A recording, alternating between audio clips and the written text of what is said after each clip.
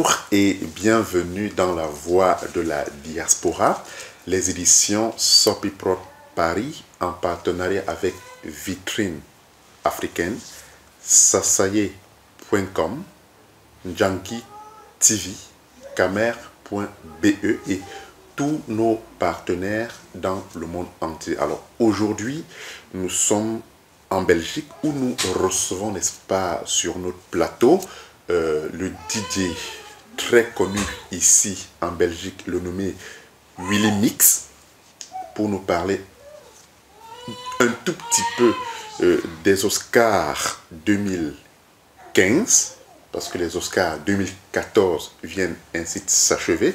Question de nous dire un tout petit peu, un petit bilan par rapport à ce qui s'est passé en bien comme en mal, bien évidemment, et aussi pour nous projeter, parce que c'est un événement qui prend vraiment de l'ampleur, hein, il faut le dire, parce que les rumeurs qui nous parviennent sont telles que on a des Américains qui sont en liste, on a Londres, tout comme l'année dernière, et beaucoup d'autres personnes, ainsi que d'autres partenaires qui ont rejoint, n'est-ce pas, ces Oscars. Alors nous recevons donc ici Willy Mix, qui fait partie, n'est-ce pas, des du Benelux, et qui dit Benelux fait allusion aux trois pays tels que la Belgique, le Luxembourg et la Hollande. Voilà. Alors, Willy Mix, bonjour et bienvenue dans la Voix de la Diaspora. Bonjour, Sopiprod. Alors, Willy, alors avant, n'est-ce pas, d'engager notre entretien, on va comme cela revenir un tout petit peu sur les temps forts qui ont marqué les Oscars 2014 ici au Birmingham Palace.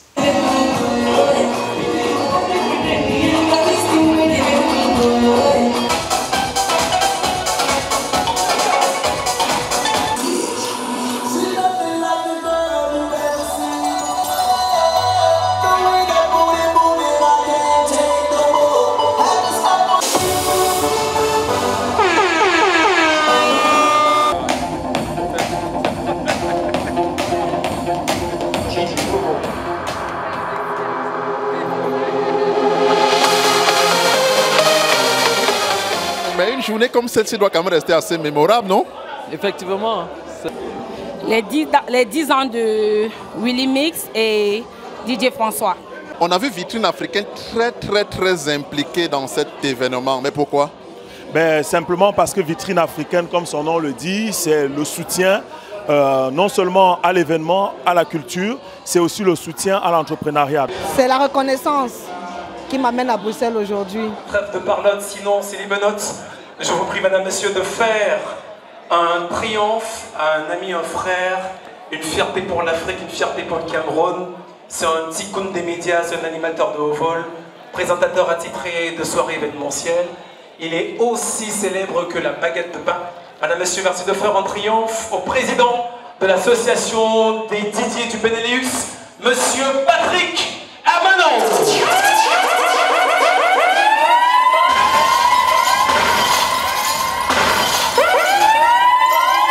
Je vous prie d'applaudir bien fort le président, monsieur Patrick Amanon. Triomphe, Pépé, Pascal Pierre. Est-ce qu'on peut l'applaudir, s'il vous plaît? On le dira jamais assez, le standard des artistes sont les applaudissements. Merci, Pascal, t'es en vrai bonheur.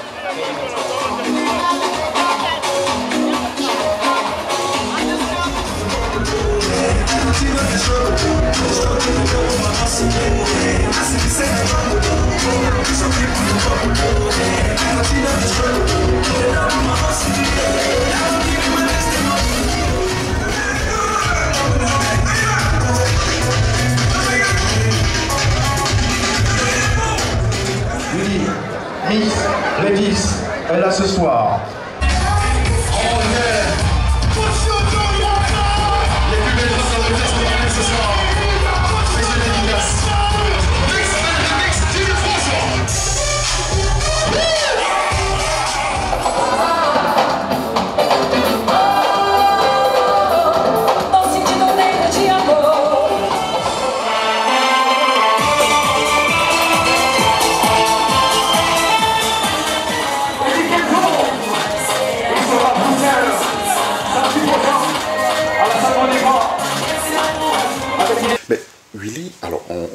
vient là de vivre les temps forts des Oscars il y a quelques mois de cela. C'est vrai qu'on ne s'était plus vu depuis. Ouais. Est-ce qu'on peut dire qu'on sort d'un événement comme celui-là satisfait? Comme vous avez remarqué, comme vous étiez vous-même sur place, nous on était satisfaits, mais pas à 100%, parce que nous avons eu beaucoup d'invités, comme vous avez pu le constater, qui venaient un peu de partout, Londres, Italie, Allemagne, qui n'ont pas pu avoir leur place, et nous étions presque débordés. Donc à ce niveau-là, je peux dire que nous n'étions pas satisfaits, parce qu'on n'a pas pu leur trouver une place comme il se devait. Et il ne faut pas aussi oublier que DJ François et moi, nous ne sommes que des DJ. Ça faisait partie d'une première expérience, une expérience où nous avons aussi beaucoup appris. Donc j'espère que dans les prochains Oscars, nous allons un peu faire mieux pour que les gens puissent avoir cette place. Est-ce que ça n'embête pas plutôt les organisateurs d'événements qui trouvent que là, vous voulez damer le pion sur un terrain qui leur est plus ou moins conquis, en quelque sorte? Si les organisateurs pensent ça, je serais plutôt surpris. Mais je serais plutôt surpris parce que nous n'organisons pas un événement comme eux. Oui, en longueur d'année, voilà, en longueur d'année. Vous le faites une fois. Nous, on ne le fait pas en longueur d'année. C'est un concept qu'on a mis sur pied juste pour encourager tous ceux qui font partie de l'industrie culturelle. C'est-à-dire ceux qui œuvrent beaucoup pour la promotion. Vous savez tous, nous ne sommes pas dans notre pays ici. Et nous n'avons pas des chaînes africaines ou des chaînes de notre pays pour nous permettre de voir ce qu'il se passe. Donc ceux qui prennent le temps, comme je vous ai toujours dit, de mettre de l'argent pour pouvoir organiser, faire venir un artiste qu'à l'époque on ne les voyait qu'à la CRTV. Il faut bien trouver un tapis ou un moyen pour les récompenser. Donc pour nous, c'est plus pour récompenser les gens. Ce n'est pas une soirée comme pour les autres. Voilà pourquoi vous remarquez qu'à nos soirées, les organisateurs dont vous parlez sont parfois aussi sont de la fête et qui nous soutiennent même beaucoup pour l'organisation de l'événement. Ils sont nombreux à nous soutenir. Alors, on a constaté justement que lors de cette première édition, il y avait plus d'une vingtaine, voire une trentaine de personnes oscarisées. Alors, on veut bien comprendre pourquoi cette ouverture à d'autres personnes, bref, pourquoi cette ouverture à d'autres pays que le Benelux. Bon, comme je vous ai dit tout à l'heure, peut-être vous ne m'avez pas bien compris, je vous ai dit qu'on nous avait mis sur pied un concept pour pouvoir récompenser tous ceux qui font partie de l'industrie culturelle. Dire l'industrie culturelle ne veut pas dire Benelux ou Belgique. Ouais, ça veut dire c'est pour toute la diaspora. Mais là, qui parle de diaspora, ça veut dire tous les Africains qui sont à l'extérieur. Donc c'est plus. Oui, il faut signaler aussi que vous vous déplacez beaucoup. Je pense que c'est un peu ça qui a induit. Voilà, nous on se déplace beaucoup. Nous sommes beaucoup aimés à l'extérieur. Donc quand on a créé ce concept, c'était pour récompenser tout le monde et non seulement ceux qui font partie du Benelux ou de la Belgique. Et je suis sûr que vous avez remarqué, comme les autres ont un peu soufflé partout sur Facebook, la plupart des gens même qui ont reçu des prix, je peux vous dire, 80% des gens qui ont reçu des prix ne sont pas des gens avec qui on a travaillé. On n'a jamais travaillé avec eux, mais on sait qu'ils méritent ça, ils méritent cette récompense-là. Donc, c'est pas... Au vu de ce qu'ils font sur le terrain. Au vu de ce qu'ils font sur le terrain. Donc, ce n'est pas parce que nous, on a travaillé pour ces gens, non. Il y a 80%, ce sont des gens qu'on n'a pas souvent eu l'habitude de travailler avec eux. Alors, je suis bien d'accord avec vous, mais on a justement constaté que c'est une fête des DJ, d'autant plus que beaucoup sont passés sur des platines. On a d'ailleurs vu cette belle dame qui est passée faire une belle démonstration. Elle a d'ailleurs fait beaucoup de buzz par la suite. J'espère que les années d'après, elle sera toujours invitée. Mais on a aussi constaté quand même qu'il y a eu quelques frustrations au niveau de vos collègues, tels que Giovanni, qui a fait un post comme quoi il n'a pas pu s'exprimer comme il voulait. On a également vu Manu Killer vous vilipender à la limite. Qu'est-ce qui s'est vraiment passé? Parce qu'on n'a toujours pas compris ce qui s'est vraiment passé jusqu'aujourd'hui. En ce qui concerne Giovanni, il y avait un programme qui avait été établi. Comme vous avez remarqué, vous étiez arrivé quand même tôt. J'étais là, oui. J'ai vécu... C'était prévu, je ne sais pas, peut-être qu'il n'a pas eu l'information comme il se devait. S'il n'a pas eu l'information, je peux je peux m'excuser, François et moi on peut peut-être s'excuser. En fait, c'était prévu qu'il y avait une liste de DJ qui était prévue pour faire des démonstrations. Avant la lancée des Oscars, il y avait une petite démonstration que chaque DJ devait faire. Voilà pourquoi vous avez vu cette dame qui est venue, elle a fait sa petite démonstration, malgré que la salle n'était pas encore bondée. N'était pas encore bondée, parce que c'était prévu. Vous avez vu DJ Bobo, le costaud, il est venu, il a fait aussi sa petite démonstration. Ils sont passés tous, on les a d'ailleurs en image. Ils étaient là, on avait prévu que tous ces gens devaient faire la démo. Mais je ne sais pas, peut-être Giovanni n'avait pas eu l'info. Oui, on sait qu'il est arrivé déjà 2-3 heures. Oui, il est arrivé vers 2h, 3h, à l'heure où c'est les DJ qui étaient choisis pour continuer la soirée qui était sur Platine. Et à cet instant-là, on ne pouvait plus dire à Giovanni, tu peux travailler. Parce que lui dit de travailler, c'est peut être en faute. Parce qu'il y avait d'autres DJ qui sont aussi venus en retard. Et on les a mis en quarantaine. Donc, le faire passer, ça veut dire qu'il faut faire passer aussi les autres DJ. Donc, en dehors de ça, il n'y a pas eu vraiment un problème. C'est juste peut-être parce qu'il y a un problème de communication entre Giovanni et LPDJ Benelux, c'est tout. Et, concernant Manu Killer, comme vous le dites, en gros, c'est vrai, il y a eu des trucs qui sont passés sur Internet, mais vous le savez tous, c'est mieux que moi. Manu Killer, c'est un artiste, c'est quelqu'un qui même sans rien dire, attire les gens vers lui. Donc, même quand il a écrit ce que vous avez vu sur Internet, ça fait partie de son art, c'est pour attirer les gens vers lui. Mais en gros, il n'y a pas de problème. Ouais, on a quand même vu Lady Ponce qui arrive, Manu Killer qui est là, et subitement, il disparaît. Alors, pourtant, ils ont quand même un duo en commun. Est-ce que ne fallait-il pas laisser Manu Killer s'exprimer à cet instant que de peut-être ne pas le faire? Comme je vous l'ai dit tantôt, Manu Killer a bien accompagné Lady Ponce dans sa prestation. Vous pouvez aller revoir vos vidéos. Et Manu Killer a disparu parce que son heure de travail était finie. Ah, d'accord. Donc bien d'accord qu'il avait fait ce qu'il avait à faire. Il avait fait ce qu'il avait à faire et il s'est retiré. D'accord. Il n'était pas prévu pour continuer. Il s'est retiré. Donc, même si vous avez vu tout ce que vous avez vu sur Internet, je pense que pour lui, c'est une façon... Il est revenu à la raison, plus ou moins. C'est une façon pour lui d'attirer les gens vers lui. Donc, en gros, il n'y a vraiment pas de problème. Vous avez vu, je suis programmé en Pologne, il est sur l'affiche. Donc... Oui, non, c'est pas qu'il y a un problème entre vous, loin de là. Alors, on sait que 2015 s'annonce avec des nominés assez réduits. Comment expliquez-vous cela? C'est une tactique, c'est un choix, ou la première édition était comme une sorte d'appât? Bon, nous allons vous dire, la première édition était comme une sorte d'appât, une phase de lancement des Oscars qu'on a accompagné avec l'anniversaire pour donner un peu plus de punch. Donc, la deuxième édition qui a lieu le 14 novembre, vous avez remarqué, on a diminué. C'est très réduit. C'est très réduit. Donc, nous sommes passés à... Parce qu'à la première édition, nous étions à 33. Une trentaine. Une trentaine. Voilà. Et maintenant, la moitié. Voilà, et maintenant, nous sommes passés à 15. Déjà, en donnant juste 15, en choisissant 15 nominés, il faut que ce soit des gens qui méritent. Et 15 nominés, cette année coûte plus cher que les 30 nominés de l'année passée. Pourquoi? Comment expliquer ça? Ça veut dire qu'il y a une différence entre les nominés de 2014 et de 2015?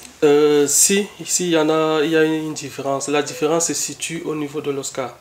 Les Oscars de l'année passée, par exemple, ce ne sera pas exactement les mêmes Oscars qu'il y aura cette année. Les Oscars de cette année sont encore plus designés et pèsent 4 fois plus que le poids de l'année passée.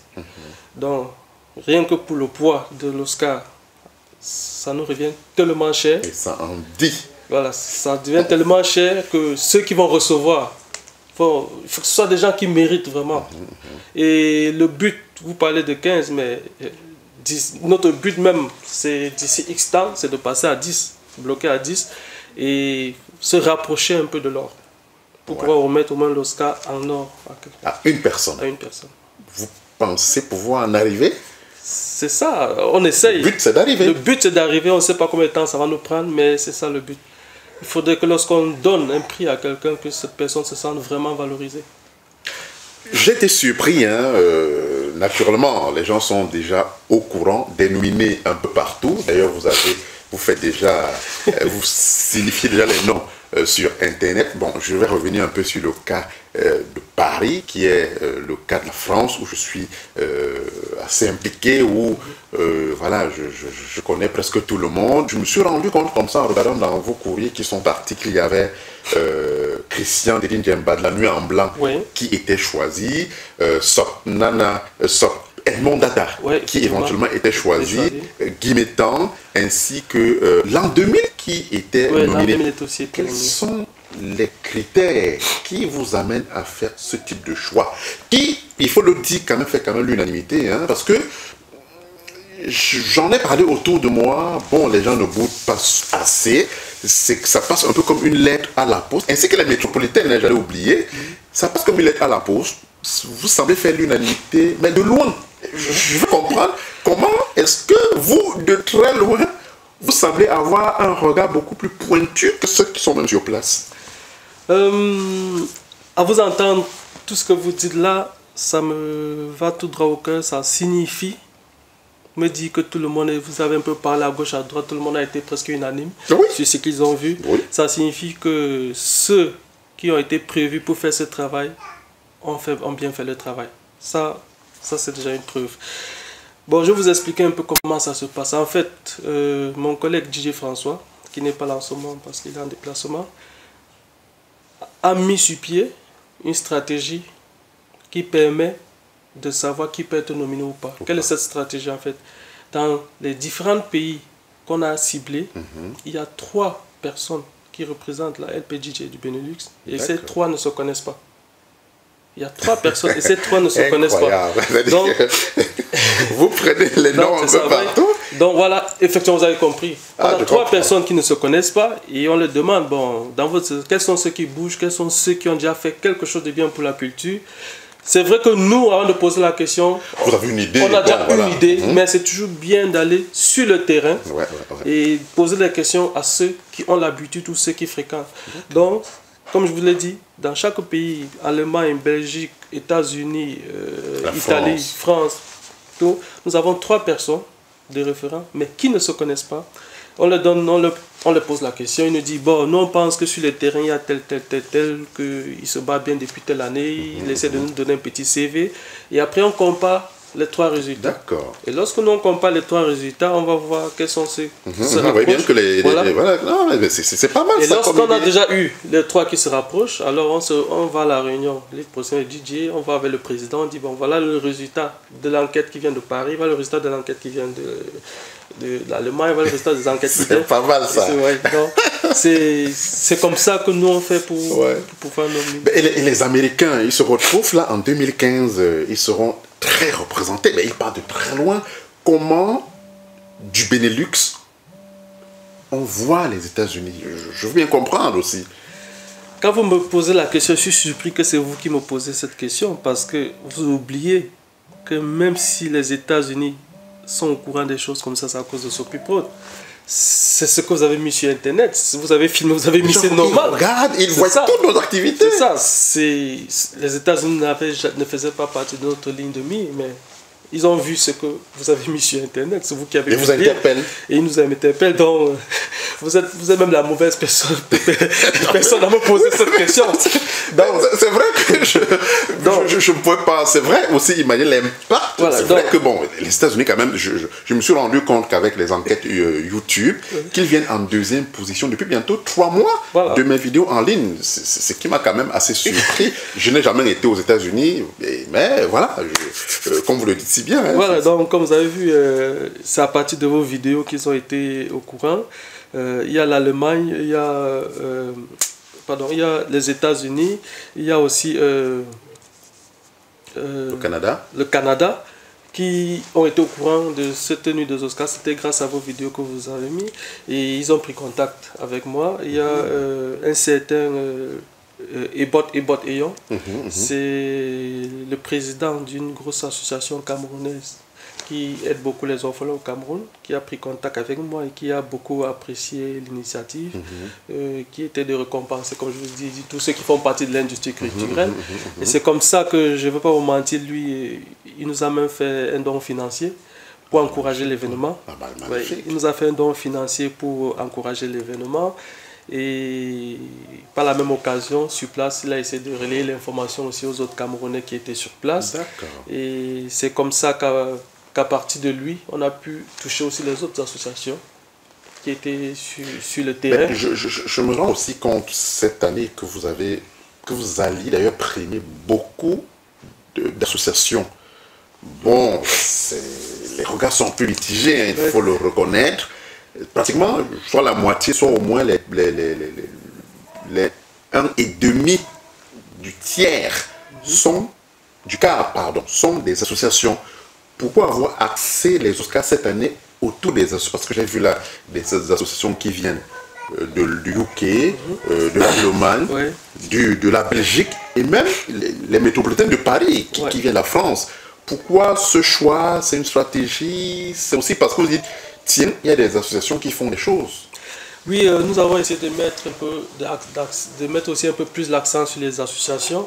C'est parce que si nous voulons garder notre culture, ce n'est pas que lorsqu'une personne se lève pour organiser une soirée qui garde la culture. Ouais. Or, les associations en général, vous allez entendre association Bayangam, association des Betty, des Boulou, ce sont des associations qui essayent de garder leur culture et parfois ils nous font voir, ils mettent souvent leur culture en avant. Donc, nous on s'est dit, bon, si on peut primer des organisateurs qui sont parfois que des personnes privées, pourquoi ne pas encourager ces associations aussi qui mettent plus l'accent que sur la culture. Le culturel. Ouais, ils mettent plus l'accent. Alors nous on a dit, bon, les associations en Afrique qui sont dynamiques, actives, pourquoi ne pas leur remettre un prix? C'est pourquoi, quand je parle d'Afrique, ce n'est pas Cameroun. C'est pourquoi vous allez remarquer, en 2015, vous allez voir, il y a une association des femmes guinéennes qui ont été primées parce que apparemment c'est une grosse association de femmes qui sont très actives au niveau de la Belgique en ce qui concerne les Guinéens. On est passé par les enquêtes, comme je vous ai dit, il y a eu 3 Guinéens sur place qu'on a pris comme ça, qui ne se connaissent pas. Et tout ça a été unanime que voilà.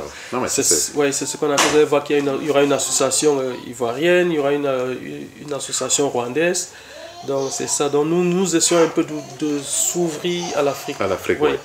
Et lorsqu'on parle association, c'est pas une personne, c'est toujours minimum 10 à 20 personnes. Absolument, oui. Et c'est ça qui nous a poussé à changer de salle. Parce que la salle de l'année passée, c'était une salle de 1000 places, mais nous avons opté cette année pour une salle de 3000 places. Est-ce que c'est envisageable? C'est réel ça? 3000 places, c'est énorme quand même. Oui, c'est vrai, même sur Internet, tout le monde me dit, mais c'est énorme. Pour moi, 3000 places, c'est pas énorme. Pour ceux qui ont déjà fait des soirées comme au Challenge en Allemagne, vous voyez leur salle, vous voyez comment les salles. On a une configuration quand même de 2500 voire 3000. Voilà, donc pour ceux qui n'ont pas l'habitude, vous étiez là l'année parce que vous avez vu la grandeur de la salle. Pour ceux qui n'ont pas l'habitude, pour eux, 3000 personnes, c'est beaucoup, mais pour nous, c'est minable. Parce que même à Paris, lorsqu'on voit Nanterre, 1000 places, c'est déjà beaucoup. C'est déjà beaucoup. Mais de 3000, c'est quand même le double. C'est ça, donc si on a réussi à avoir une salle de 3000 places, c'est justement pour ça, parce que ce sont les associations qui vont arriver. Alors on essaie d'avoir plus de places et éviter le chaos qu'on a eu l'année passée. Lorsque les gens sont venus, toutes les places étaient déjà prises. Donc c'est surtout pour ça. Et je ne vais pas vous mentir que ça n'a pas été facile d'avoir cette salle qui est le Birmingham Palace. Quand on entend Birmingham Palace, en fait il y a 2 salles, il y a une salle de 1000 places et une salle de 3000 places. Mais la chance qu'on a aussi eue, c'est que pour l'édition de cette année, nous sommes entièrement et totalement, je précise bien, sponsorisés par le directeur général du Birmingham Palace. Magnifique. Donc, lui... Aucune crainte. Aucune crainte. Donc, lui, il a décidé de prendre tout en main parce qu'il a apprécié notre façon de travailler. Il a vu, il était là l'année passée, vous avez vu, ils ont même remis aussi un Oscar. Alors, ils ont tout pris en main. Que ce soit niveau sonorisation, les écrans géants, tout, franchement, ça sera du bling bling. Là, on est parti pour voir quelque chose d'extraordinaire. Voilà pourquoi les gens ont vu les affiches, il n'y a pas de photo, il y a juste un instrument. Pour ceux qui font partie du monde technologique, oui, ça signifie beaucoup pour les connaisseurs. En fait, c'est un aimant. Qui dit aimant en électronique en général? Attire. Et ça fait partie de l'innovation. C'est pour montrer tout ce qu'il y a comme une innovation au niveau appareil électronique ce jour-là. Donc ça sera vraiment du costaud. Et ça dit que c'est pour ça que vous engagez assez tôt quand même la com. Mais quelqu'un m'a dit tantôt que vous êtes une bête, vraiment une vraie bête de la com, parce que là, pour un événement quand même qui va se tenir le 14 novembre 2015, et que vous soyez 10 mois en avant en train de communiquer dessus, il faut le faire. Hein? Oui, comme vous le savez déjà, nous avons 15 nominés qui doivent recevoir des prix, bien sûr. Et je pense que le but n'est pas de dire « Ah, les métropolitains seront nominés, l'association telle sera nominée, on vient les voir directement dans la salle. » Nous, notre objectif, pourquoi est-ce qu'on a commencé la promoto? C'est de valoriser C'est de pouvoir valoriser toutes ces personnes. Faire connaître ces personnes déjà à travers Facebook avant la soirée. On vous voit ici, nous on commande la promo 2 mois avant la soirée. Nous on n'aura pas le temps de vendre tous ces gens. Il faut faire la promo. Si on parle des métropolitains, on doit faire quand même un petit bruit sur eux. Après, il faudrait qu'il y ait des vidéos qui doivent arriver. Il y aura des vidéos des associations qui vont arriver. Voilà pourquoi, si on ne commence pas un peu tôt, on n'aura pas le temps de les valoriser. Notre but n'est pas de les valoriser en leur donnant un Oscar directement dans la salle. C'est de montrer ce qu'ils font, des fois convaincre. Voilà, c'est déjà de montrer au public, tel a été choisi, il a été choisi pour telle raison. Et puis, faire passer les vidéos de confirmation. Donc, il nous faut assez de temps pour pouvoir atteindre. Savoir pourquoi, au jour d'aujourd'hui, donnez-nous une idée dans des artistes qui seront là ce jour. De sûr. Des artistes de sûr qui seront là ce jour. Et comme je vous l'ai dit, nous, on essaie de prendre des gens que tout le monde reconnaît. Qui font l'unanimité, en quelque sorte. Donc, qui ont marqué une génération pendant. Ceux qui sont sûrs, donc vous allez bientôt voir les vidéos de confirmation qui vont arriver. Il y a le groupe X-Malien et il y a Coco Argenté. Ouais. Pour le moment, voilà les deux qui sont sûrs. Donc. Un dernier mot pour le 14. C'était très tôt, mais bon, on attaque aussi, hein, parce que Sopi Prod est partenaire. On préfère aussi démarrer. Tel que vous nous mettez la pression, on démarre avec vous. Oui, c'est vrai. On démarre à ça, mais il faut comprendre aussi que aujourd'hui on parle ouais, il y a les Oscars, François et Willy sont derrière les Oscars, mais en fait, nous ne sommes pas seuls derrière, parce qu'il y a beaucoup de gens, il y a toute une machine, il y a des gens qui travaillent dans l'ombre pour nous, pour la réussite de cet événement, comme les métropolitains de Paris qui sont les marraines. Il y a Duchesse Afroma qui est carrément chef du Luxembourg, qui est carrément le chef de projet. Donc avant que quelque chose ne soit diffusé, il a déjà donné son accord, elle a vu que ça va. Parfois quand on sort un peu des rails, elle nous remet sur le droit chemin. Nous avons Dieu Cyclone qui vient de Londres, qui est le parrain. Le parrain aussi de l'événement. Donc voilà, ce sont tous des gens qui travaillent dans l'ombre pour nous. Et avec eux, pourquoi ne pas réussir? Magnifique. Ben voilà, merci à toutes ces personnes, merci aux Oscars, hein, qui reviendront encore une fois de plus primer ceux qui se battent au quotidien pour relever, n'est-ce pas, haut l'étendard de notre culture.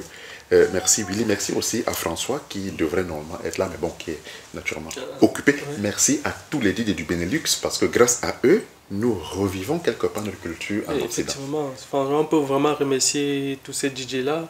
Les gens ont tendance à croire qu'entre les DJ, ça ne va pas, mais ce n'est pas tout à fait vrai. Vous avez vu, tous les DJ sont derrière, qui essaient de nous soutenir. Vous avez vu à l'anniversaire, ils étaient tous là, et tous sont encore prêts pour soutenir l'événement, pour qu'on puisse au moins donner un coup pour la culture camerounaise.